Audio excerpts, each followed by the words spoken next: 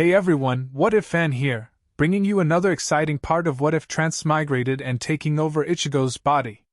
You can find the fanfic title and the original author's name on my Patreon page. Make sure to check it out and show them some love. If you enjoyed the video, don't forget to like, subscribe, and ring that notification bell so you never miss an upload. Also check out my Patreon channel for early releases of all the series, where you can find all the series released one day ahead of YouTube. Alright, let's jump into it. Chapter 241, Obtaining the Hogyoku. Just like Zangetsu and Rui, the Hogyoku possesses self-awareness. Ichigo had already completed his deal with the Hogyoku before, so after repaying Aizen for the grace he had received, this item now belonged to him. Thud. After the Hogyoku was completely embedded into Ichigo's chest, his body trembled, and an invisible ripple spread out from him. Ichigo's long black hair was blown upward for a moment, then settled back down. Because of using the final Getsuga Tensho, Ichigo would originally have completely lost all Shinigami power in the end. However, by absorbing the Hogyoku, Ichigo changed the outcome in which he would have lost his Shinigami powers for a period of time. Next, it's time to face the Wandenrake, the final 1,000-year blood war. Ichigo curled his lips into a smile. Not only had he not lost his Shinigami powers, he had become even stronger. This time, he wanted to see how Jinjo Kugo planned to screw him over. One must know that in the Bleach's original storyline, after Ichigo lost his powers, he was stimulated in the living world by a Foolbringer and decided to seek power once again.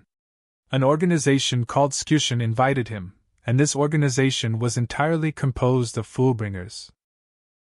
Foolbringers are special human spiritual ability users who possess hollow power. They are not Shinigami and are essentially human. Just like Chad, Oriheim, and Ichigo, the relatives of Foolbringers were attacked by hollows before they were born, and as a result, hollow power remained within their mothers' bodies. Through bloodlines, hollow power was passed on to them at birth. Those who possess this ability are Fullbringers, and their unique power is called Fullbring. Fullbring is a power of the same nature as hollows, namely the ability to manipulate the souls within objects one loves. Fullbringers draw out the soul of an object and infuse it with their own Riryoku, transforming it into tremendous power, using it to manipulate matter and employ surrounding objects as aids to surpass their own physical limits. When the ability is activated, it produces a special light called Fullbring Light. If they alter the form of an object they are accustomed to, turning it into a weapon, it will exhibit its inherent special ability. And the leader of Skyushin invited Ichigo to join when he had lost his powers and desperately yearned for strength. Because Ichigo, like them, had a mother who was attacked by a hollow and thus possessed the power of Fullbring himself. But did Skyushin invite Ichigo to help him and teach him how to master Fullbring? No. The leader of Skyushin, Jinjo Kugo, pretended to teach Ichigo to use the substitute Shinigami badge as a medium to learn Fullbring, all to satisfy his own greed for power, only to stab him in the back in the end. And the people who had previously provoked Ichigo and harmed his friends and family were members of Skyushin. This is perfect. Once I secretly learn your Fullbring, let's see how you stab me in the back. After obtaining the Hogyoku, what Ichigo wanted to do most was fight, because the Hogyoku required him to experience life and death crises in order to continuously push his growth. This thing could be used all the way until he left the game. Let's see just what level this treasure can ultimately push me to. One must know that the Bleach's storyline was already approaching its final end.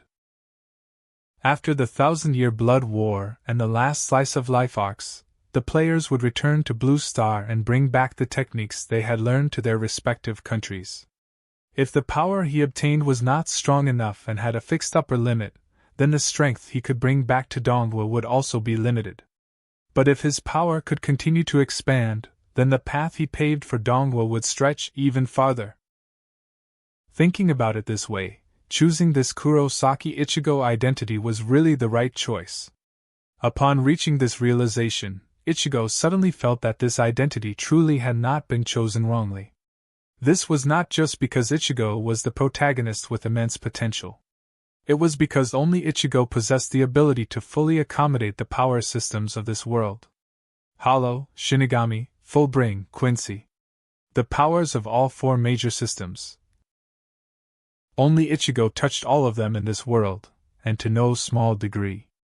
Give me a hand, Hogyoku. From here on, I'm counting on you. If he wanted to use the power of hollowification again, he would still need the Hogyoku's help. Now that he had already mastered Bankai, hollowification could no longer be used. If he wanted to use it, he would have to rely on the Hogyoku, otherwise, it was impossible. Ichigo gently touched his chest, where the Hogyoku was embedded. Sensing Ichigo's will, the Hogyoku gave a fairly active response. After all, it had once deeply fused with Aizen. Although it did not betray Aizen's grace and had helped him survive several times, it still felt a bit reluctant. All right. Aizen Sosuke is fine.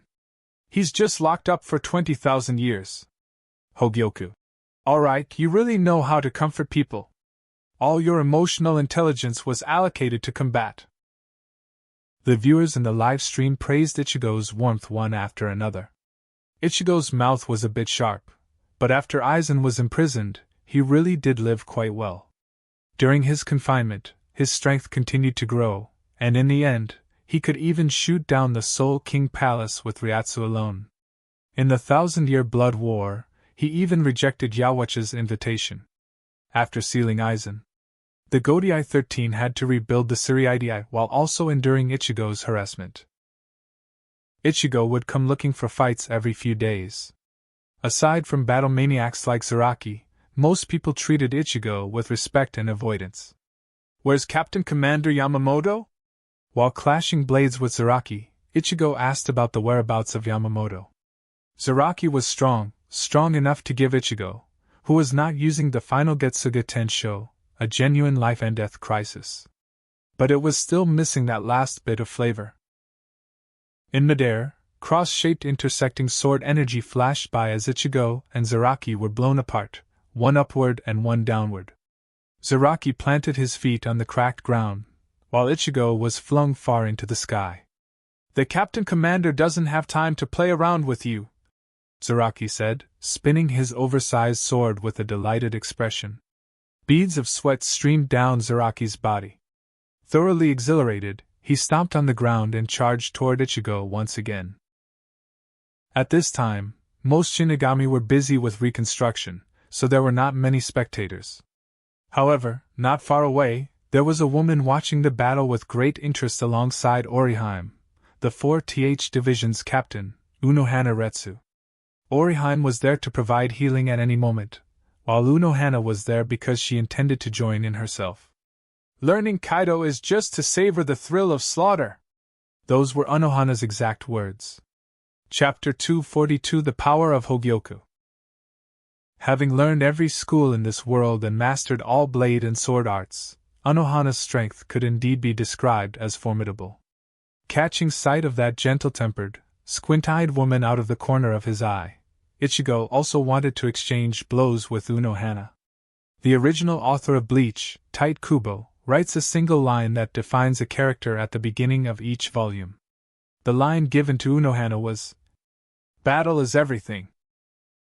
This evaluation of Unohana was incredibly impressive, but as the story progressed, her abilities did not stand out as much later on. But now, things were different. After the battle with Aizen, or perhaps due to long-term accumulation, Unohana had attained enlightenment, and her strength had advanced by leaps and bounds. All the techniques she had learned in the past bloomed into a brand new flower, and her strength and Ryatsu both stepped into an entirely new level. At this moment, in Ichigo's perception, Unohana showed absolutely no sense of danger at all. That alone was proof of how terrifying she had become. Unohana looked gentle and serene, with black hair parted down the middle, braided and draped forward. She wore a shihakusho, with the inner lining of her captain's haori colored pale cherry gray. A red cord secured her light-colored obi at the waist. Don't be fooled by her current appearance. Once a battle began, she would untie the braid bound at her chest, and her expression and aura would become completely different. In Ichigo's view, Anohana's desire for battle was not one bit weaker than Zaraki's. Captain Unohana, how about we try fighting as well? Ichigo felt his fighting spirit rise. Clashing with Unohana would definitely bring him a different experience. Ah, let's forget it. Aren't you having a great fight with Kenpachi already? Unohana smiled gently and waved her hand, seemingly unwilling to fight, yet Ichigo's body faintly produced a stinging sensation, as if being cut. This woman really was something. She clearly wanted it badly, yet still spoke words of refusal. You're already unable to hold back from drawing your blade, aren't you? Ichigo glanced at her restless hand, hovering around the hilt of her sword with nowhere to place it. Ichigo continued persuading Unohana, while Zaraki stood nearby watching with a broad grin. Zaraki, who had fought Unohana once as a child, naturally knew her true personality. Under Ichigo's persistent urging, Unohana finally agreed, somewhat reluctantly. I'm just a medical officer. I'm not very good at fighting, Unohana said as she drew her blade. The moment Unohana's hand grasped the hilt, her entire presence instantly changed, erupting with a powerful aura. Her waist did not sway, yet it gave the impression of twisting like a water snake. A curved zanpakuto was drawn from its sheath. Putting aside the danger, fighting Unohana gave one the sensation of surveying the full breadth of blade arts. Today, Ichigo truly witnessed a master. Unohana's absolute strength was no longer overwhelming to Ichigo at his current level, but in terms of sword technique, she could still completely crush him. Hanane, your swordsmanship really is incredible. Bloody wounds bloomed one after another across Ichigo's body. Ichigo deliberately suppressed his strength, not using his full power, in order to hone his zanjutsu. Because of the Hogyoku, some intangible changes were silently taking place within his body. Unohana held her sword in one hand and suddenly chopped down 3 times like slicing vegetables. Gakawari! As expected of a master who embodied the culmination of sword arts, Ichigo could only repel her with a close-range, ultra-fast draw slash. In a daze, he understood one thing: battling Unohana was a contest of pure technique. Ichigo even felt as though he was constantly walking a tightrope over a cliff. Oriheim also watched Ichigo with concern. Unohana did not hold back in battle, each slash truly and directly cut into Ichigo's flesh. In this kind of situation, the Hogyoku should be able to play a role as well. Ichigo could feel rapid changes occurring throughout his bones, muscles, and nerves. In the midst of battle, his body became slightly more slender. His physique also grew more coordinated, advancing toward ultimate perfection. The power of the Hogyoku was fully revealed at this moment. After several hours, Ichigo was already evenly matched with Unohana in this contest of technique. Both Ichigo and Unohana possessed astonishing stamina, and even after fighting for a long time, neither showed any decline in combat power. 2 flashes of blade light crossed, and Unohana landed lightly on the tip of a stone with one foot, like a great butterfly. Holding her curved zanpakuto level, she gently spoke 2 words. Minazuki. Unohana, this battle maniac, had become a bit carried away and unleashed the bankai of her zanpakuto, Minazuki. Large amounts of blood flowed all around. Ichigo's vision turned crimson, and Unohana stood at the center of this blood-red world. Unohana stood within the flowing sea of blood, her expression devoid of ferocity, yet resembling a demon from the deepest hell. Ichigo! Oriheim crossed her arms in front of her chest, worried as she saw Unohana's state. Fortunately, a large hand rested on Oriheim's shoulder, softly reassuring her. Don't worry. Unohana knows Kaido. If Ichigo is injured, he'll receive treatment immediately. One must know that before the 1,000-year blood war, in order to draw out Zaraki's fighting power, or to free him from the shackles he placed on himself, Unohana fought Zaraki in repeated battles to the death. In that battle, Zaraki once saw an illusion of Unohana turning into a skeleton. During their fight, Zaraki repeatedly stood on the brink of death, only to be continuously healed by Unohana. Fight as much as you want. I will heal you. Minazuki extended and twisted. Then let's go. Ichigo also became excited. Zangetsu and Rui were tightly gripped in his hands. This kind of contest that leaned toward pure technique also excited him greatly. He could increase his combat power with the help of the Hogyoku and also gain battle points. Why not? At this point, watching action movies doesn't even require buying tickets anymore. Just watch Ichigo's live stream. These effects are insane. I really can't wait for these players to come back, so I can train too. Same. These players would stay in the game for only 2.5 years, right? What? You still buy tickets to watch action movies? Don't you just secretly watch them yourself? The one above had better be talking about something proper. Ichigo's battle with Unohana left the vast Dongwa audience exhilarated, while also fantasizing about what it would be like once these players returned and they themselves gained such extraordinary abilities. Caught up in the excitement, Ichigo fought Unohana for a full day and night. During that time, he received countless treatments from her. In terms of raw combat power, Lady Hana could not even defeat Zaraki, but in terms of combat technique, she was truly top tier. As expected of the great villain, Unohana Yuichiro, Minazuki in its Shirkai form swallowed and released the two of them again and again, restoring Ichigo to perfect condition each time. And with the help of the Hogyoku, Ichigo also grew even stronger. Perhaps this was the unreasonable power of the Hogyoku. Chapter 243 Working on the Horned Hollowified Form. With the help of the Hogyoku, Ichigo quickly adapted to his battle with Unohana. But it still feels like something is missing. If Hanane's previous technique could be described as reaching the pinnacle, then now it can be called transcending the mortal realm. Both of them possessed extraordinary strength. The wounds on their bodies appeared and vanished in the blink of an eye. As the fierce battle continued, the Shihakusho on Ichigo and Unohana grew more and more tattered, yet their fighting spirit burned ever brighter. A heaven-shaking clash of blades rang out. The two figures suddenly vanished, then reappeared at the same time. Let's stop here for today. Shall we make another appointment next time? A massive slash mark lay between the two of them.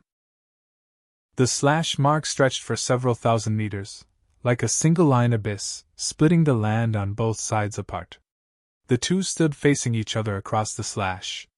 It wasn't that either of them was exhausted, it was just that their clothes were so badly damaged that if they kept fighting, it would turn into an R-rated scene. Fight! Why did you stop fighting? Keep going! Worst case, I'll just buy a membership. That's right. Do you think we can handle it? Fight for another day! The lecherous audience beat their chests and stomped their feet, hating that Ichigo stopped too early. The battle with Unohana allowed some adjustments to be made to Ichigo's bodily details. These fine adjustments were like the work of a peerless craftsman, carrying out a long and meticulous carving of Ichigo's body, making Ichigo's physique even more perfect. This battle also greatly strengthened Ichigo's sword techniques. And it allowed Ichigo to clearly understand Unohana's current level of strength. In terms of technique alone, terrifying Unohana had already reached a level that towered above everyone in the Bleach world. Next, I can work on my hollowified form. His horned hollow form possessed extraordinary power. If he could further develop it, and make it his permanent combat form, his combat strength would directly double. Hogyoku, you can help me regain my previous hollowified state, right? The Hogyoku indicated that there was no need to doubt it. With it, Aizen could charge 4 times a day. A mere hollowification was nothing to speak of. Having received the Hogyoku's affirmation, Ichigo felt reassured. The next day, Ichigo found a new opponent. Before the battle, Ichigo first condensed his visored form. Then, in the midst of intense combat, relying on the Hogyoku's assistance, he completed the transition from Shinigami to Hollow. Because the Hogyoku was there, Ichigo told his opponent to fight with everything they had, without sparing him like a delicate flower. Just beat him to the brink of death. At this moment, Ichigo's long yellow hair cascaded past his waist. 2 sharp horns grew from his head. A black and white mask covered his face, a hollow hole appeared in his chest, and red fur grew around his neck, wrists, and ankles, like the tassels of a spear, or like burning flames. After transforming into the horned hollow, Ichigo's overall figure became lean and upright. In this state, Ichigo could use Shiro and Sonido. In addition, his body could regenerate at super speed, at the cost of being unable to use Shinigami abilities. Strong! As expected of one of Kurosaki Ichigo's strongest forms, the horned form is amazing. Feeling the violent power surging within his body, Ichigo felt as if he had taken some kind of drug. At the same time, an awareness that knew only destruction crashed into his consciousness like a tsunami. Under this terrifying impact, Ichigo's consciousness wavered on the verge of collapse. Hogyoku! Without needing Ichigo to remind it, the Hogyoku was already helping him fully master the horned state. With the help of one of the Bleach World's supreme treasures, Ichigo not only withstood the assault of this violent consciousness, but instead devoured it in reverse.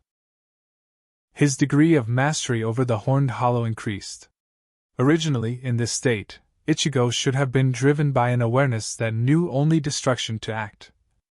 But now, Ichigo clearly felt that this power belonged to him. Just like the visored mask, he could enter or exit this state at any time.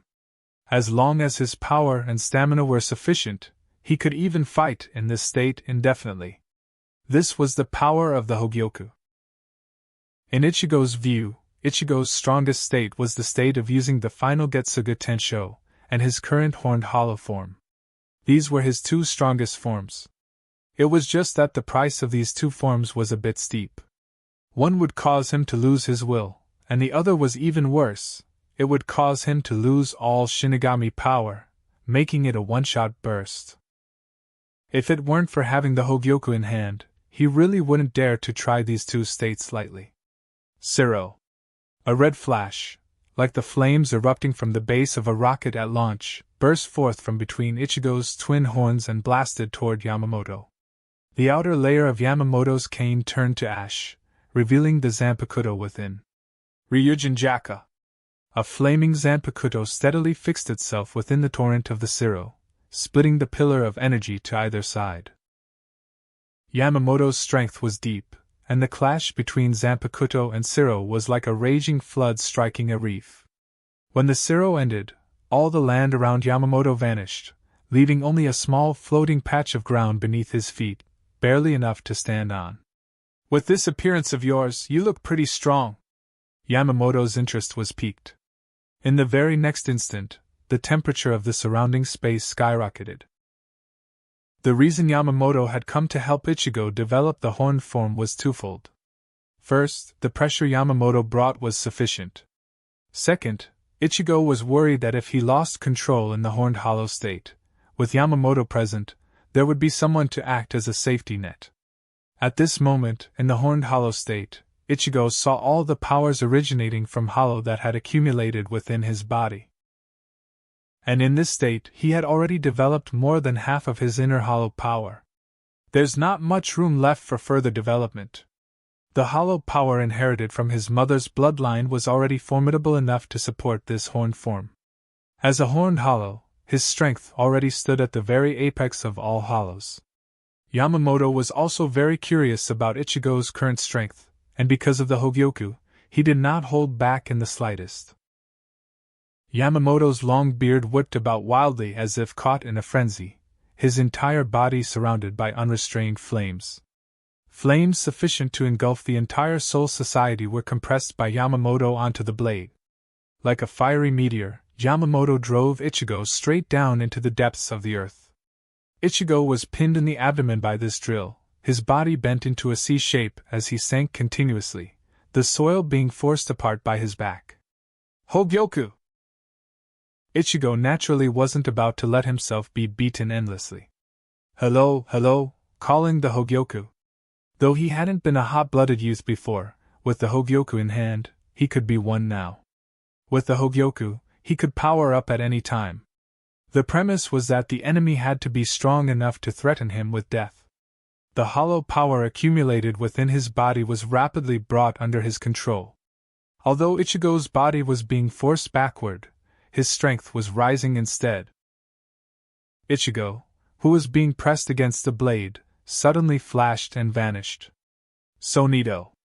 An ability only high-level hollows could use.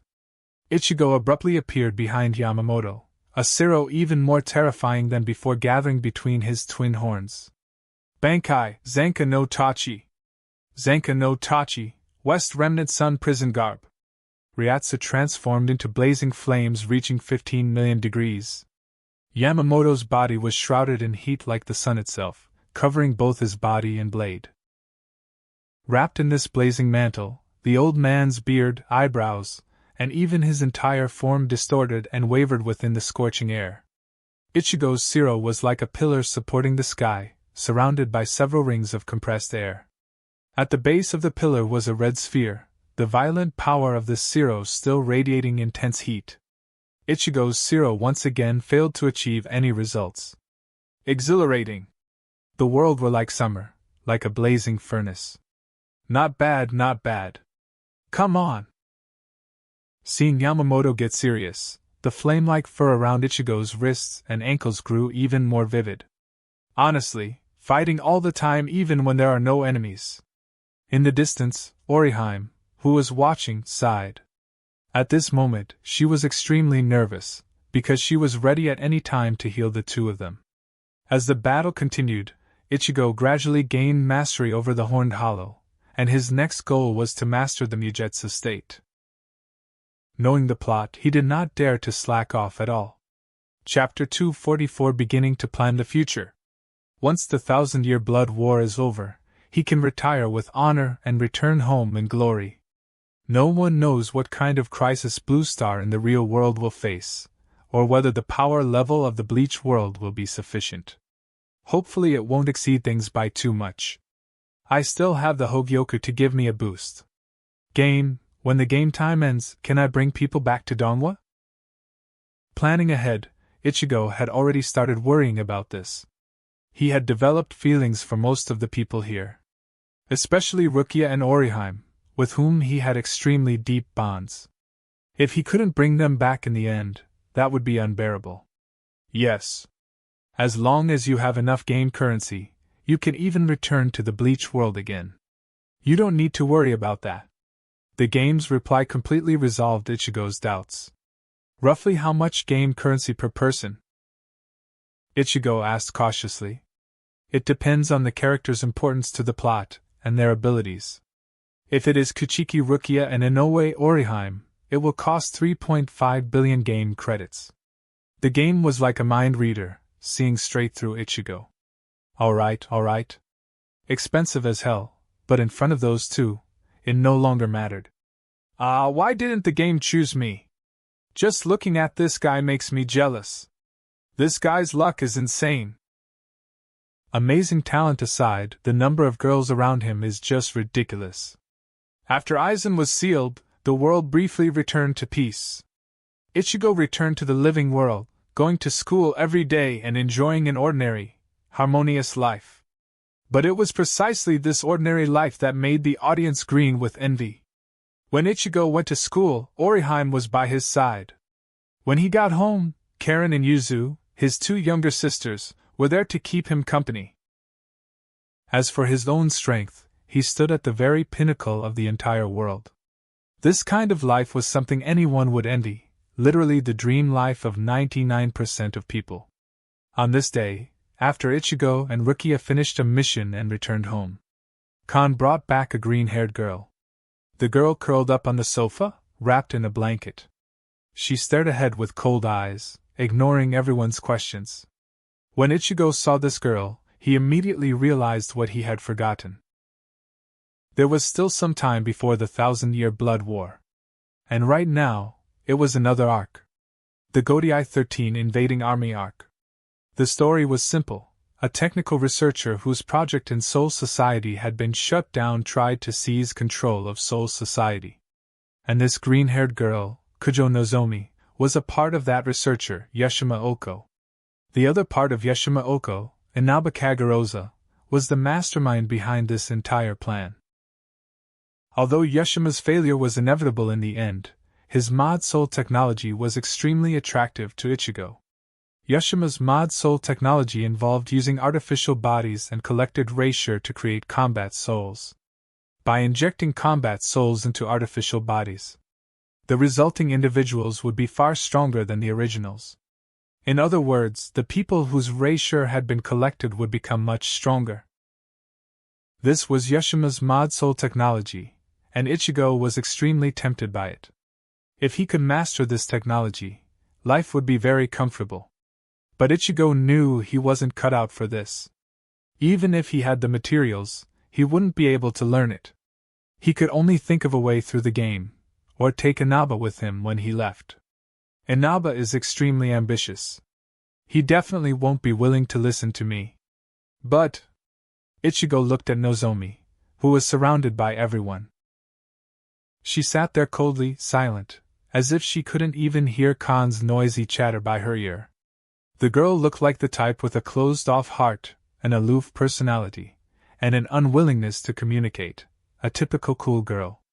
Ichigo knew that in reality, Nozomi was a gentle and kind girl who didn't want to drag Khan and the others into her troubles. As long as he opened up Nozomi's heart like in the original story and gained her trust, that would complete the first step of his plan. As for the second step, it would be to let Nozomi take the dominant role in the merged Inaba. That way, it would be equivalent to him obtaining the mod soul technology. Feasible. After sorting out his thoughts, Ichigo clenched his right hand into a fist and struck it against his palm. Because in the original work, after Nozomi and Inaba merged into Yoshima, Nozomi once guided Yoshima to commit suicide in order to stop him. So the key issue is to make Kujo Nozomi strong enough for her to take control of Yoshima Oko. It's fine. Just stay here properly. You don't need to worry about anything. Ichigo put on the gentle, reliable smile of a friendly big brother next door. His large hand patted Nozomi's fragile shoulder. The warmth of his hand softly soothed Nozomi's heart. That's right. You don't need to worry about anything. Khan chimed in from the side. Nozomi did not respond to the noisy Khan or to Ichigo. On the surface, Nozomi showed no reaction to Ichigo's actions, but in her heart, this kind girl who had just escaped from Soul Society felt a bit more at ease. Ichigo knew exactly what Nozomi was thinking at this moment. Nozomi knew her own identity and fate. She knew that Inaba would not let her go, that he would definitely absorb her to return to their original state. Although she had temporarily escaped to the living world, Inaba was like a bone-deep parasite, chasing closely behind and ready to arrive at any moment. And this kind girl, Nozomi, certainly longed for care and warmth, but she also worried that if she became too deeply entangled with Ichigo and the others, it would ultimately cause them to be harmed indirectly.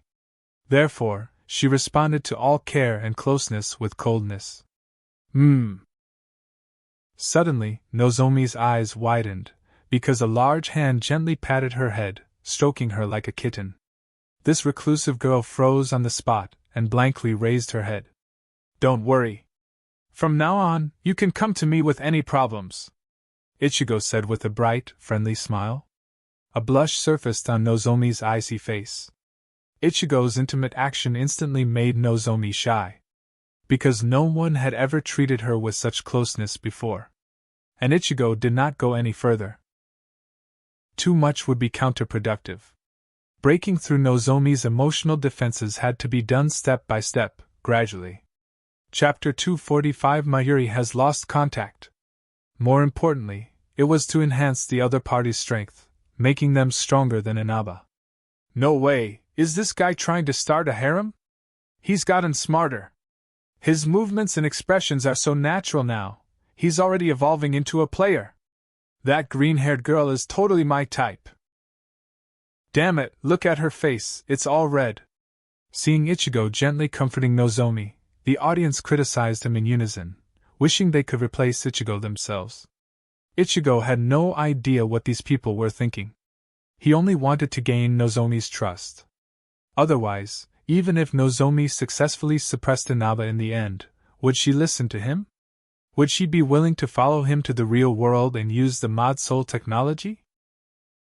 In Nozomi's understanding, This technology was definitely an evil one, a forbidden technique that should not be used. In Soul Society, within the ranks of the Godai 13, the Shinigami who had once been judged by Central 46 had already begun his plan. Many captains of the Godai 13 had secretly been replaced by artificial bodies filled with mod souls. When these captains traveled through the Danai, Inaba secretly imprisoned them within the Danai. Soul Society noticed that something was wrong. Hitsugaya and Kairaku lost contact with Ranjaku and Nanao, who had gone to the living world to handle the aftermath. Checking the records of the two, they found that they had gone to the Danai. Soul Society was preparing to investigate, but strangely, after some time, the two returned to Soul Society again. According to their accounts, everyone realized that the timing did not line up. The two should have returned to Soul Society much earlier. After Mayuri's investigation, Soul Society discovered the severity of the situation. Because a time gap had formed between the Danai and the living world, and the situation was still worsening. If this continued, Soul Society would no longer be able to interfere with the living world. The consequences would be catastrophic. Without the protection of the Shinigami, wouldn't the hollows in the living world run rampant? Thus, Yamamoto immediately ordered Mayuri to investigate the Danai. But Mayuri, who went to investigate the Danai, disappeared. Yukitake and Kairaku, who also went to investigate the Danai, brought back a mysterious item after their inquiry. Kairaku and Yukitake stayed together, discussing the major events related to the Danai over the past few days. How could Kurosaki Ichigo's substitute Shinigami badge be found there? Yukitake was extremely puzzled. Kairaku also racked his brain but couldn't figure it out. They couldn't understand how Ichigo's substitute Shinigami badge had been discovered there. Are we going to the Danai? Huh! How did you know? Before Rukia even spoke, Ichigo said what she was about to say. Ichigo smiled, thinking to himself, how could I not know dash? That Shinigami who was once judged has already started making his move and has already extended his black hand toward the two of them. If my guess was correct, Kuratsuchi Mayuri had already lost contact with Soul Society at this time. And the one who informed Rukia was not some other unit or individual, but the very Technological Research Bureau where that Shinigami belonged. The one who notified you should be the Technological Research Bureau, right? Rukia's reply confirmed Ichigo's guess. Sure enough, Inaba had already begun laying out his plan. Is there a problem? Rukia raised her eyebrows, finding Ichigo's behavior strange. There's no problem. Let's go. Even if Rukia contacted Soul Society now to seek verification, she would only find that they could not get in touch with Soul Society. Your Ryatsu is still weakening non-stop. You must be careful. I always feel that this matter is not that simple. Urahara's expression showed that he believed there was definitely something fishy about this. Ichigo waved his hand. Everything was under control. When Ichigo and Rukia entered the Danai, he had just trained there not long ago. If someone could have infinite life, this place would count as a perfect training ground. The Danai was equivalent to hyperbolic time chamber, a paradise for training maniac. Although it had the same harsh environment and the lack of mystical ambience, the core aspect, which the flow of time, was absolutely top tier. A full 2,000 times, almost 7 times stronger than hyperbolic time chamber. What are you thinking about? How could anyone possibly have infinite life? Rukia vigilantly scanned their surroundings while refuting Ichigo's nonsensical remark. Ichigo chuckled and did not refute it. He felt that it was entirely possible. Even in the Bleach world, Yamamoto had lived for over 1,000 years. Yawatch was also from the same era as Yamamoto. Even if the Bleach world didn't have such beings, other worlds might. While searching for clues together with Rukia, a kotatsu suddenly appeared. Ichigo could have killed the kotatsu instantly. But he didn't. Ah! Run! Ichigo and Rukia ran desperately. Ichigo grabbed Rukia's small hand, dragging her so fast that she became like a black flag flapping in the wind. Rukia felt dizzy. Ichigo, can't you kill it? Rukia was confused. With Ichigo's current strength, she felt he should be able to deal with that kotatsu. Can't beat it, can't beat it! Hurry up and run! While running, the substitute Shinigami badge in Ichigo's pocket was accidentally dropped. Ichigo, who was fully focused on his badge, noticed it falling but did not pick it up. He wanted to ensure that the plot was affected as little as possible, so that he would have the chance to protect Nozomi in the crisis created by Inaba. Moreover, not only did he have to be unable to beat the kotatsu, his strength afterward also had to be weaker, so that he could move that innocent and kind Nozomi. While leaving the danai, the two were accidentally separated. Zangetsu opened the way, and Ichigo crashed out of the danai headfirst. A pool of icy blade light struck toward Ichigo's head. Ichigo raised his blade and lightly blocked Hitsugaya's Hyarinmaru. Shunpa, elbow strike. Hitsugaya's eyes nearly popped out of their sockets. Even Hyarinmaru trembled in his hands. The overwhelming gap in strength allowed Ichigo to subdue him in a single move. Ichigo used the rebound to leap backward, then raised both hands. Because Senbonzakura was resting against his neck. Byakuya, come with us for a bit? Behind Byakuya, Hitsugaya wiped the blood from the corner of his mouth with his fist, glaring resentfully at Ichigo. What was wrong with this guy? Why did he hit so hard? Seeing Ichigo surrender without resistance, the audience instantly panicked.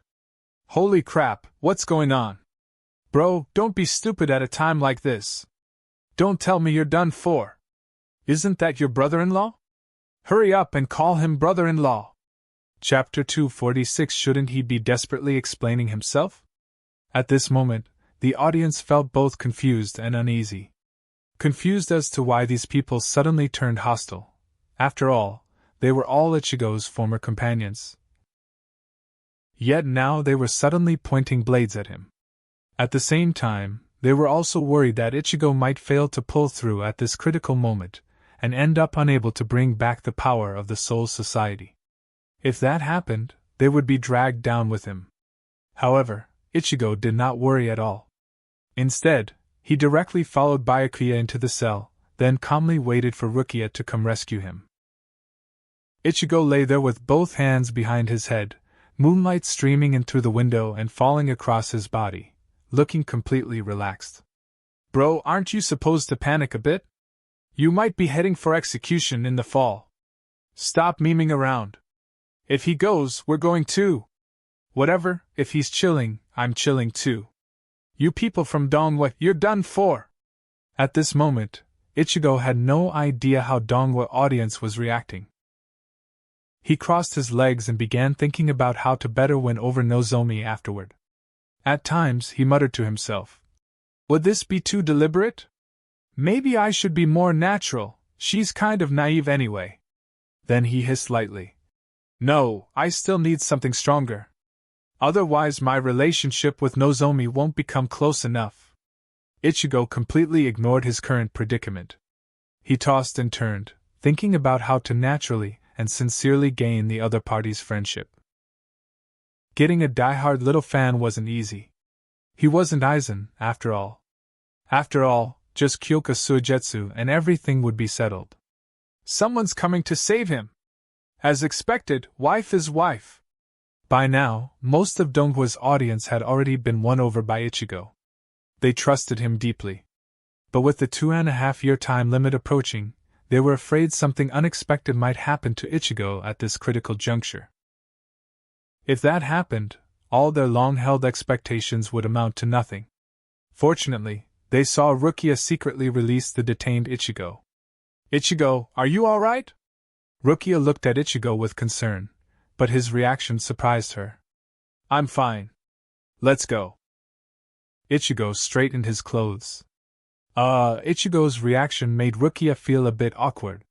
The comforting words she had prepared were forced back down her throat. I believe there must be some misunderstanding here. No need to dwell on it.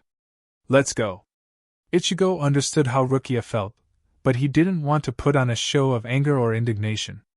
Acting cool was fine, but there was no need to play dumb. He knew the reason very well. You're not going anywhere.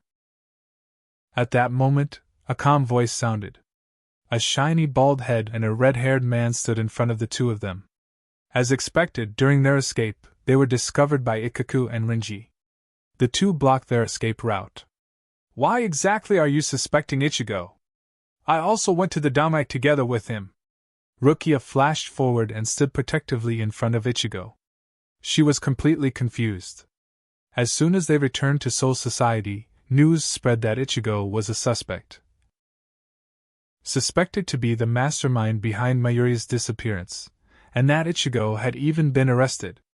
Renji glanced at Ichigo and did not move aside, his blade slanted toward the ground. Because Captain Kayaraka found Ichigo's substitute Shinigami badge in the Damai. How is that possible? Rukia cried out in shock. The timing didn't match at all. They only went to the Damai after Kayaraka's investigation. Before that, Ichigo had been carrying out missions with her the entire time and had never gone to the Damai. How could his substitute Shinigami badge have become evidence submitted by Kayaraka? The more she thought about it, the more incomprehensible it became for Rukia.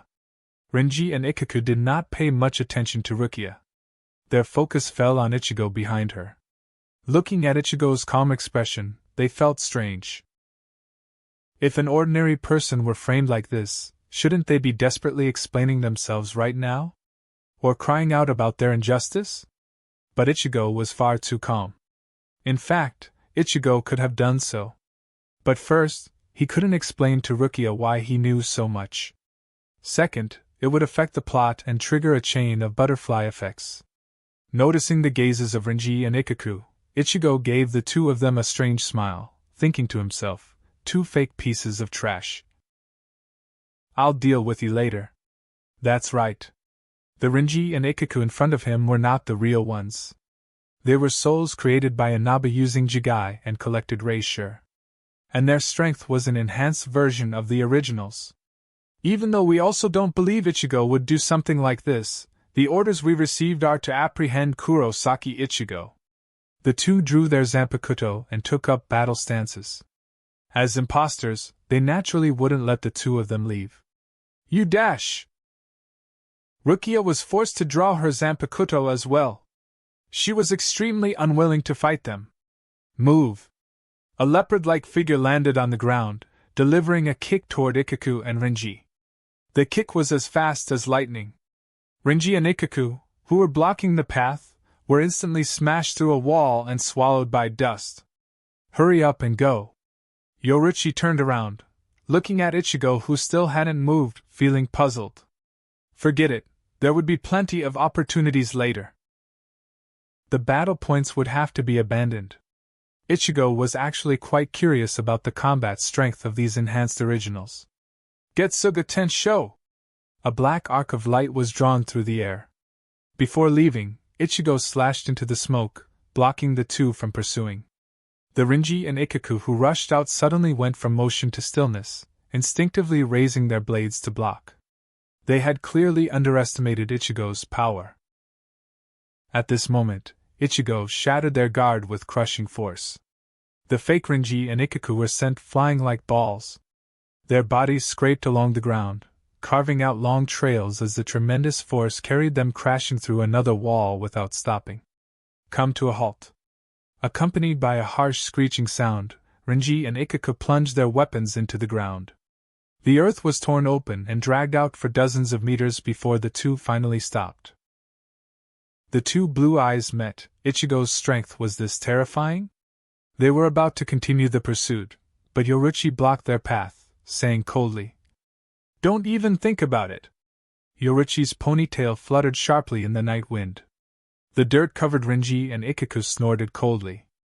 A moment later, behind them, the captains of the Godai 13 emerged one by one from the smoke. Chapter 247 Playing the Chunibutin. Damn it! Has the Suriidai already been taken over by these Reigai? As she watched everyone appear one after another, Yoruchi clenched her fists, alarms ringing non-stop in her mind. At this moment, Yoruchi's gaze swept back and forth among these captain-level figures, power surging within her body. With a quick step, chunks of earth piled up beneath Yoruchi's feet, and then she suddenly charged toward them. With her life-risking interception, these people were temporarily held back here. Right now, Inaba Kagarosa should be causing trouble for Kujo Nozomi. I'd better hurry back and farm some favorability. Ichigo replayed the original plot in his mind. If he remembered correctly, Inaba should already have taken people to the living world to capture Nozomi. In order not to implicate the souls and the others, Nozomi fled from Ichigo's house. Then a few cannon fodders went to deliver themselves. But in the end, those cannon fodders still managed to wait for Ichigo's rescue. This time, he absolutely has to seize the opportunity properly and squeeze enough tears out of this girl. Ichigo, there seems to be fighting near your house. Ichigo had already sensed the battle not far away and rushed over using Shuinpa. Ichigo even wanted to slow down a bit, but then he saw a man standing in front of Oriheim with a sword. Oriheim was also holding Chad in her arms. Damn you! He forgot that among these cannon fodders there was this sweet, naive idiot. Ichigo descended in a flash of light in front of Oriheim, and slashed the man apart with one strike. Humph! The man let out a muffled groan and braced himself against the cracked wall. He was somewhat surprised, as the opponent's strength was far greater than expected. It must be because he was desperate to save someone, the man guessed. He had once used Getsuga Tensho, so his Ryatsu should have weakened greatly by now. This man was Inaba. Inaba was wearing a yellow robe, holding a strange zanpakuto whose center was a staff with blades on both ends. Inaba was surprised by Ichigo's strength, and Ichigo was also surprised by the other party's power. Why does he feel even a tiny bit stronger than Captain Commander Yamamoto? Sure enough, the combat power scaling and fillers of Bleach completely collapsed. Even a former 7th seat of the 12th Division now had strength comparable to the strongest Shinigami in 1,000 years. Kurosaki Ichigo, I admire you very much, even feel a trace of respect. But the you of now is probably not my opponent. Inaba revealed that typical villainous smile. The performance is about to begin. Ichigo gave himself a round of mental preparation and pumped himself up. To hell with it, I'm going all in. It's show time. Heh! Ichigo forced a disdainful smile. But looking at his expression closely, it was bravado hiding inner weakness. You will never hurt Nozomi! Ichigo shouted loudly. Inaba was taken aback. Although he had come to absorb Nozomi, why did the other party suddenly bring up Nozomi? You want to protect her? With just you? Inaba's face carried a mocking expression toward an ant. Even if I have no power at all right now, I still won't let you hurt a single strand of her hair. Ichigo shouted at the top of his lungs, his face filled with passion and determination. Anyone could see the hot-bloodedness and justice of a young man. Not far away, Nozomi saw this scene, her small mouth slightly open, staring blankly at Ichigo. But those who were familiar with Ichigo looked at him with strange expressions. For example, the half-conscious Chad and Yuryu. Under Oriheim's treatment, they groggily woke up. Why did this guy's art style change? And when Inaba saw the loudly shouting Ichigo, he showed a disdainful smile. Just someone like this dared to think of stopping me?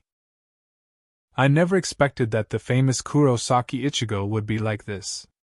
After figuring this out, Inaba relaxed. Go mad, Raikou! Inaba then spun his zanpakuto. Stop!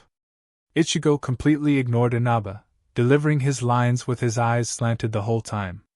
Out of the corner of his eye, Ichigo observed Nozomi's expression, pondering her current state of mind.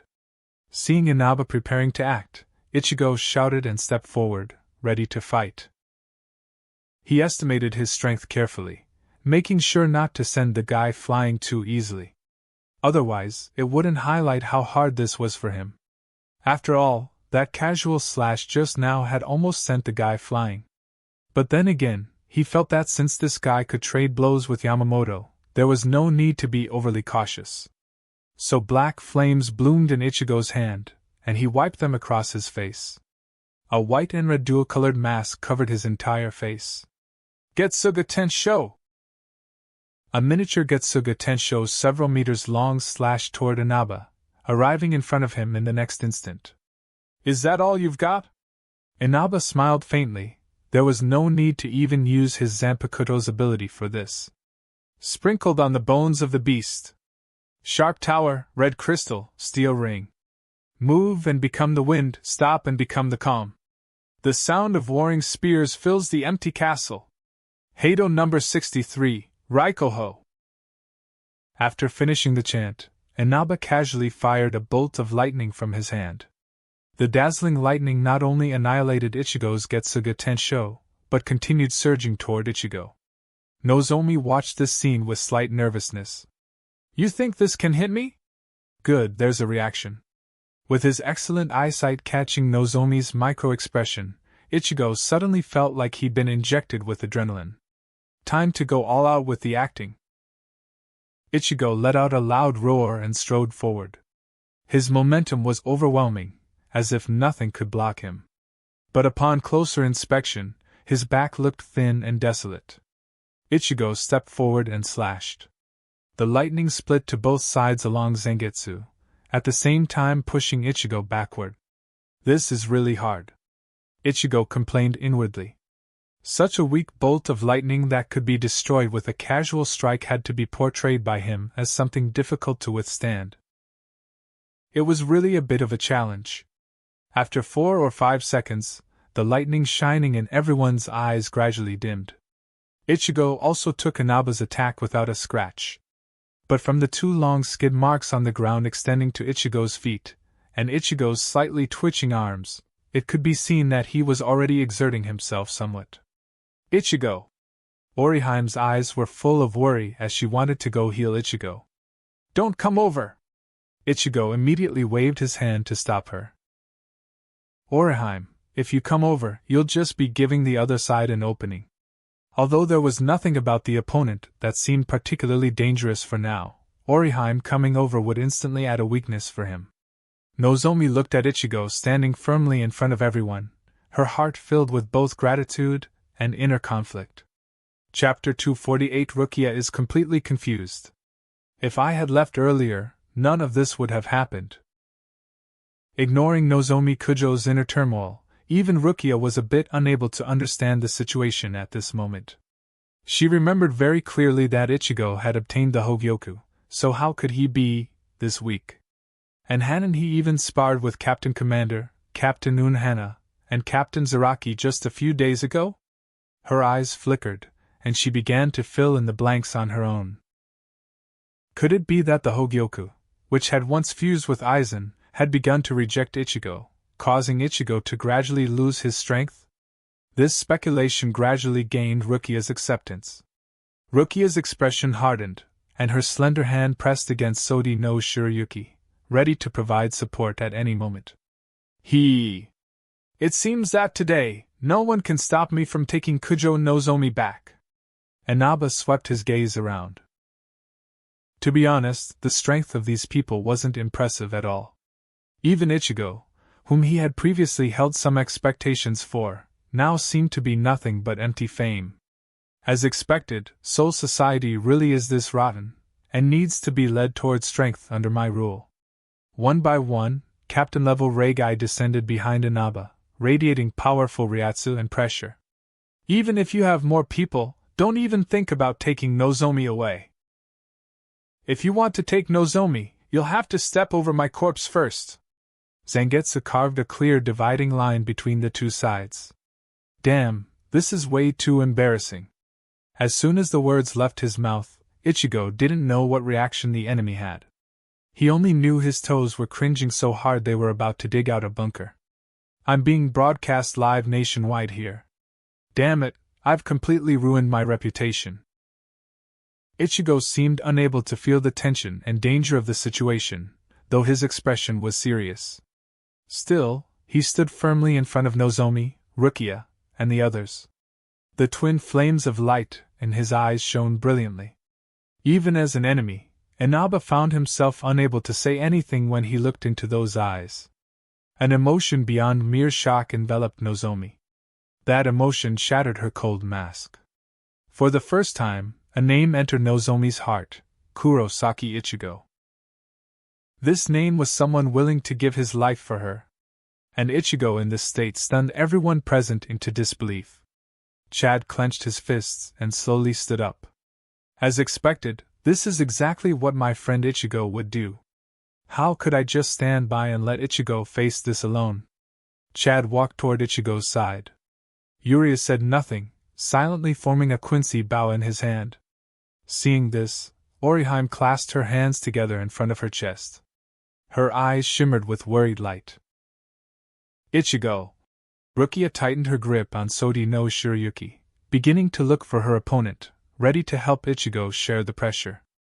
Brother, at a time like this, shouldn't we play it safe? If you rush in like this, what are we supposed to do? The Dombua's audience looked at Ichigo with complicated expressions. Even though Ichigo looks dazzling right now, if you get hot-headed like this, what are we supposed to do? The village is still waiting for you to come back and build roads. Exactly, this is what people from Dongbua are like. Go for it, big brother. Some people greatly praised Ichigo's actions. But others just started cursing directly. Because if Ichigo died, Dongbua's future hope would be reduced by one. Is this guy sick in the head? I suggest that if he dies, his whole family should be wiped out too. Isn't he just pretending to be cool? Damn idiot.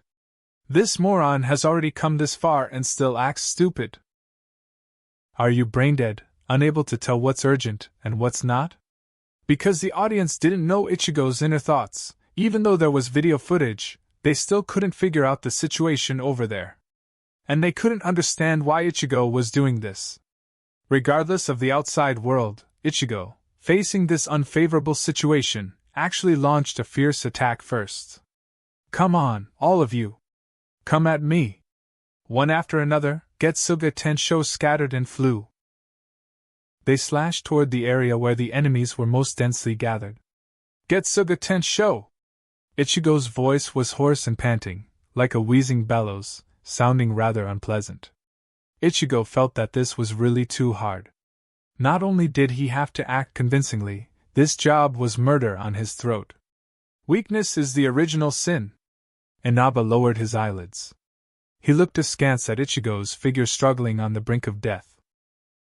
From above, he coldly looked down at Ichigo, high and mighty as he admired the unyielding fighting spirit and firm conviction shining on him. Even though the other party made him, as an enemy, feel a trace of respect, the weak were still weak in the end. No matter how much they roared and struggled, they couldn't change the truth. The vast gap in strength between the two sides was the truth. It's over, it's over. First time doing this kind of thing, and it seems I've walked straight into a dead end. Ichigo looked around at the Reigai surrounding him from all sides and realized he was now stuck riding a tiger. Because he had to be very weak right now, he couldn't deal with these opponents. But he had already been fighting fiercely for so long, logically, he should have already been cut down by one of the Reigai, and shouldn't still be standing. But he couldn't fall. Putting aside Nozomi being taken away, once he started acting, he had dragged Rukia, Orihime, Chad, and the others into this mess. So now he was caught between advancing and retreating, and the Reigai's offensive had intensified even further. Ichigo swung Zangetsu in a wide arc, barely forcing the surrounding enemies back. Give up! I will never let you take Nozomi away! Ichigo said fiercely. The subtext was, get the hell out of here, hurry up. If you don't leave soon, I'm really going to power up. These words had absolutely no persuasive power. But paired with the tattered Shihakusho and eyes that seemed to burn with eternal flames, they created an eerie atmosphere. Both sides fell into different emotions, but at this moment, the Dombua's audience completely exploded. Because Ichigo's words seemed to foreshadow that he was about to die in battle, and that he would do so without regret. Dad, I'll call you Dad, okay? Just leave already. Don't force me to kneel down and beg you. Some people were already driven to collapse by Ichigo's appearance. The audience completely split into three factions. One faction was the famous quote group, spamming sayings from ancient sages and modern aphorisms. As long as the green hills remain, there will be no lack of firewood. A gentleman's revenge is never too late, even after 10 years. Break the cauldrons and sink the boats. The Chin passes will ultimately belong to Chu. Sleep on brushwood and taste gall. 3,000 you soldiers can swallow Wu. T/N. This idiom is used to indicate one's firm determination to achieve one's goal at any cost. Idiot, you're using the wrong idiom. Chapter 249 Gradually Understanding Nozomi. If you want everlasting applause, you must give up the vanity in front of you. The Buddhist scriptures say, to give up, only by giving can one gain. Endure for a moment and the winds will calm, take a step back and the sea and sky will widen. Grandpa, just go. I'm begging you. These people hope to use the power of famous quotes to educate Ichigo into using the best of the 36 stratagems.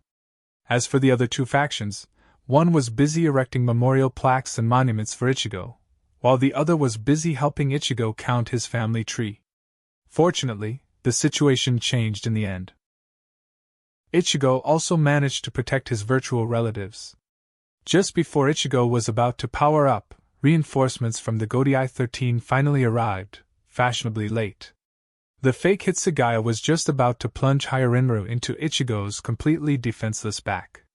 A speck of cherry blossom drifted into the battlefield and landed on Hyarinru. Renji, Hitsugaya, and Byakuya arrived. Seeing that Ichigo now had support, Inaba abandoned the idea of finishing everything in one stroke and retrieving Nozomi. I'll let Kujo Nozomi stay on your side for a while longer. But that's all it will be. Inaba decided to withdraw for now. Because time was on his side. Two pulley-like wooden doors suddenly appeared in midair. The doors slid open to both sides, and Inaba led the Reigai through them. Kurosaki Ichigo, I hope the next time we meet, you'll be a bit stronger. Inaba pinched his right thumb and index finger in front of his right eye, making a fingertip galaxy gesture. Damn it, I got looked down on. Ichigo ground his teeth in secret. If I get the chance, I'll beat the crap out of this guy. Inside Ichigo's house. In the not-so-large room, most of the members of the Godai 13 had gathered. Mayuri, with his peculiar appearance, sat on a chair explaining the current situation in Seoul society. Everyone gathered together to discuss how to respond to the present predicament. Inaba Kagoroza was formerly the 7th seat of the 12th Division, and is now a section chief in the Research and Development Institute. This incident was entirely planned by him. He manipulated the time in the Dangai, trapping me and others there while we were working, and then took the opportunity to send the Reigai captains back to Seoul society. Nozomi hid alone in a corner, the jumble of voices flowing into her ears. She felt somewhat lonely. Want some hot milk? A cup of steaming milk was offered to her. The milky white liquid looked rich and inviting under the light. Here, take it. Without needing any response from her, the other party placed the milk into her hands and then left. Nozomi stared at the departing figure. At this moment, Ichigo looked very calm, no hot-blooded passion, no extraordinary determination. Just a gentle boy. Kurosaki Ichigo. Nozomi silently repeated Ichigo's name. The milk in her hands was warm, and that warmth traveled from her palms straight to her heart. Inaba specifically came to look for this girl. There must be something wrong with her. Why don't we ask her? As everyone discussed Inaba's purpose for coming to the living world, the topic shifted to Nozomi. All eyes turned toward the girl in the corner holding the milk. Those gazes made the sensitive Nozomi's heart tighten. At this moment, Ichigo, whether deliberately or not, walked straight over to Nozomi and blocked the Shinigami's line of sight. She's not feeling very well right now. Let's wait a bit before questioning her. Back when Ichigo first watched the Godai 13 invading Army arc, he couldn't quite understand Nozomi as a character. Because for a long time, this girl never told the people protecting her about her secret. But now, seeing her in person and getting close to her emotions, Ichigo began to understand her. It was actually very normal for her to hide her secret. Because once she revealed that she was originally one and the same as Inaba, she would inevitably be dealt with harshly by the Godai 13. That was exactly what happened in the original work. After learning Nozomi's true identity, Yamamoto had the intention of eliminating her. At that time, as long as Soul Society had hardened its heart, Inaba's scheme would have completely failed. But most of the Godai 13 were probably too kind, and in the end, they didn't do that. They even trained Nozomi and let her become a Shinigami. That said, Inaba wasn't much better either, 6 of one, half a dozen of the other. He clearly had many chances to kill the protagonist, yet never acted on them. Ichigo felt that both sides were kind of baffling. It's no wonder Inaba ultimately couldn't accomplish anything big. Because of Ichigo's words, everyone ultimately didn't force Nozomi for answers. Instead, to lift Nozomi's spirits, they arranged for her to stay with Kasuke. And they also prepared to hold a barbecue party. Ichigo thought that sounded good. As for Soul Society being occupied by the Reigai, everyone probably felt that letting it wait for a bit wasn't a big deal. Eat the barbecue first, then talk. What are we still missing? Should we buy some more meat? Lately, Ichigo, it feels like your appetite has gotten a lot bigger. Oriheim and Rukia were preparing the ingredients. Rukia nudged Ichigo's ribs with her elbow. Haha, really? Ichigo's attention, however, remained fixed on Nozomi. If he remembered correctly, there was still another chance today to raise favorability. In the original work, at this time, Nozomi was about to start making moves. Faced with everyone's enthusiasm and care, Nozomi chose to leave at this point. Then Nozomi was taken advantage of by a Reigai disguised as Ranjaku, who tried to capture her and bring her back to Soul Society. He could take advantage of this to farm some favorability. So Ichigo kept a close eye on Nozomi. At this moment, Nozomi seemed slightly more cheerful than usual, just a tiny bit. Although she still didn't talk much, Ichigo could feel that her mental state was better. There were signs of solid ice beginning to melt. But he felt this wasn't good. It's not that he doesn't want to farm favorability. It was obvious that Nozomi was gradually starting to accept this warm and harmonious atmosphere. But he couldn't exactly go up to her and tell her to leave. Ichigo felt a headache coming on. Suddenly, Ichigo's eyebrows lifted, thinking there was hope. He saw that Nozomi was a bit uncomfortable facing the stream of people coming up to talk to her. In the end, she silently shrank back into the corner. What are you doing? Come help out. A pair of hands tugged him over. Rukia told him to go help. Coming. This was truly heaven-sent help. Just leave for a while, then come back and find that the person was gone, and go out to look for her. As he thought about it, Ichigo even criticized himself for being a bit immoral, as he was playing with someone else's feelings like this. Chapter 250 A Temporary Measure. A temporary measure. Ichigo carried out a deep self-reflection, then finally comforted himself. A temporary measure. A temporary measure. At worst, I'll help Nozomi beat up Inaba later, that guy who's been wanting to absorb her all this time. After doing some assisting work for a while, Ichigo felt it was about right and headed to Kasuke's courtyard. Pretending to casually look around, Ichigo asked in surprise, Huh! Where did Nozomi go? The busy crowd was drawn by his words and only then realized that one person was missing. I've been busy the whole time and didn't notice. Forget it, I'll go look for her. And so Ichigo naturally set off to search for Nozomi. Forget it, I won't tease this girl anymore in the future. She's too sensitive. At this moment, Ichigo even felt that his own behavior had gone a bit too far. He should find a better method, one that wouldn't hurt Nozomi like this, and could still gain her trust. What was the difference between what he was doing and those people who hire thugs to harass girls and then swoop in to rescue them? The protagonists of hot-blooded shonen manga, aside from powering up, weren't completely useless after all. At the very least, they were sincere. While searching, Ichigo also ran into Kan. This little idiot told him that Ranjaku had already gone to comfort Nozomi. When Ichigo found Nozomi, sure enough, she was entangled with the Reigai Ranjaku. The fake Ranjaku firmly grabbed Nozomi's wrist, trying to take her back to Soul Society. Nozomi struggled desperately, biting the other party's arm with her teeth.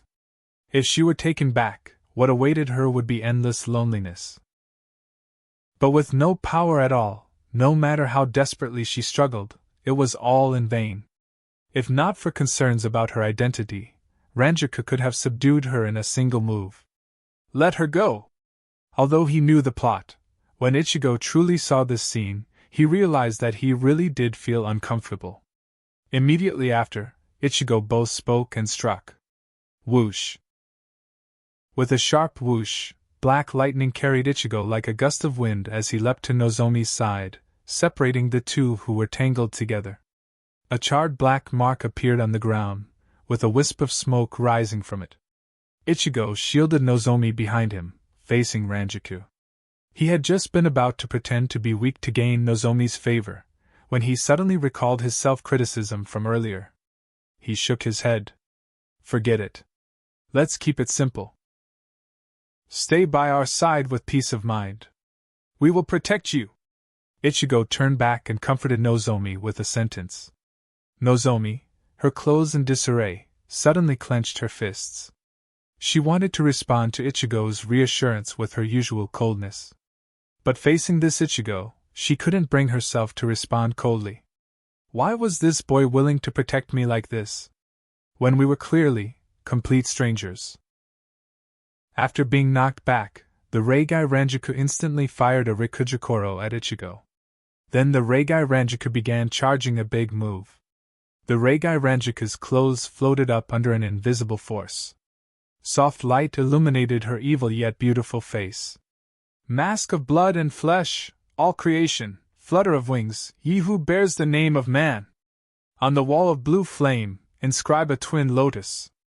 In the abyss of conflagration, wait at the far heavens. Heido number 73, Soren Sokatsui. Ranjika finished her incantation, and then a beam of light shot toward Ichigo. Before the attack even landed, an intense white light instantly swallowed Ichigo's figure. No! Nozomi cried out in panic. Don't worry. At this time, a familiar sound pierced through the light that drowned the world, reaching her ears. That voice was so gentle that Nozomi unconsciously felt at ease. We'll be fine. It was just a Soren Sokatsui, and one cast by a Reigai whose actual strength wasn't that impressive, so Ichigo didn't take it seriously at all. But in order to soothe Nozomi's heart, Ichigo still decided to show some real skill. A momentum of overwhelming intensity burst forth from his body. Ichigo held Ri in a reverse grip. Bankai, 3000 Ri whirled. A ripple spread outward like a drop of water. Wherever the ripple passed, birds froze mid-flight, the breeze ceased, and all things came to a halt. The Soren Sokatsui blasting toward Ichigo also stopped. At that very moment, a blade lightly sliced through the dense light, shattering this overwhelmingly powerful attack. The escaping blade aura did not stop, slashing the distant Ranjiku into a puff of white smoke. A bead fell from within. This was the soul of the Reigai. The body of a Reigai was not important, this thing was the core. As long as this existed, the Reigai had everything. Ichigo picked up the bead and looked at Nozomi. Come back with me. He didn't blame her for leaving without saying goodbye or for the trouble she caused. His smile was gentle and sincere. Why is he so strong, different from back then? The doubt drifted away within his smile. Nozomi's green hair fluttered in the wind. This was the first time Ichigo had heard Nozomi speak, her voice like clear bell. Soul Society. At this moment, Soul Society had almost been completely occupied by the Reigai. Aside from Yamamoto, Kairaku, Yukitake, and Unohana, all other captains had already been replaced by Reigai. This matter is 100% Kurosaki Ichigo's doing. He is the murderer! The Reigai Mayuri rarely showed an angry expression, biting down firmly on the claim that Ichigo was the culprit. Although Kairaku and Yukitake felt there were still doubts in this matter, facing the decision of the many captains, they were still unable to reverse the situation. The two exchanged a glance. Hold a private meeting first, then make a decision. The two of them had an unusually close relationship, and decided to privately discuss the matter together. They felt there were many suspicious points in this affair that didn't add up. Since that's the case, then you two should go to the living world and capture Kurosaki Ichigo, bringing him back to the Seriidii for trial. Whether Yamamoto was pretending to be foolish or whether his intelligence was inversely proportional to his strength, he ultimately made an incorrect decision. Inaba's plan, which had been secretly guiding everything, succeeded.